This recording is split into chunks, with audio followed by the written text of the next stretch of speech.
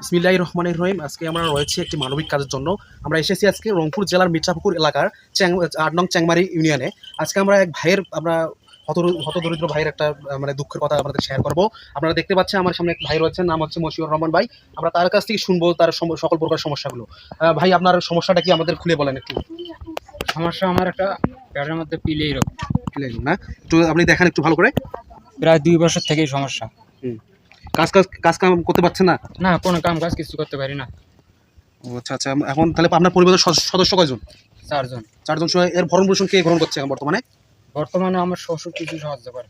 ও, আপনারা নিজে কিছু করতে পারছেন। সুপ্রিয় দর্শক, আপনারা দেখতে পাচ্ছেন আমার মশিউর রহমান ভাই একটু মানে খুব সমস্যায় পড়ে গেছে। তার যে একটা পরিবার চালাবে, যে নিজে কোনো কাজকর্ম করতে পারছে না। আমরা যদি চেষ্টা করি তার পাশে দাঁড়াইতে, আপনারা যেখান থেকে পারেন তার একটু অবস্থা দেখেন। তিনি যে বসরত বাসায় আছেন, তার বাসাটা একটু মাটির বাড়ি এবং তার খুব কষ্টে দিনকাল যাচ্ছে। আপনারা জানেন যে তার সদস্য কজন বললেন?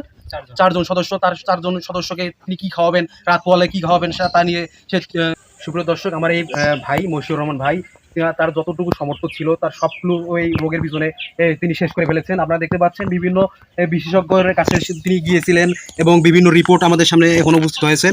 আমরা দেখছি মেডিসিন বিশেষজ্ঞ মাহফুজ আল আনোয়ার এবং বিভিন্ন করছিল। তিনি বিভিন্ন ল্যাবে গিয়েছিল, বিভিন্ন চিকিৎসা করেছিল। তার যতটুকু সম্পদ তিনি এই সম্পদ দিয়ে তিনি করেছিলেন। এবং তার কাছে বর্তমান যে একটা ওষুধ খাওয়ার, সেই ওষুধ খাওয়ার পর্যন্ত টাকা নেই।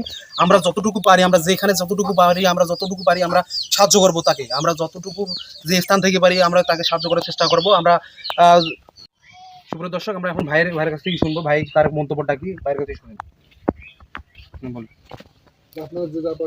দর্শক ভাইয়েরা, আপনারা যে যা পারেন সে সাথে বাংলাদেশ সরকার, প্রধানমন্ত্রী এবং ব্যারিস্টার সুমন ভাইয়ের অনেক মানুষ আছেন।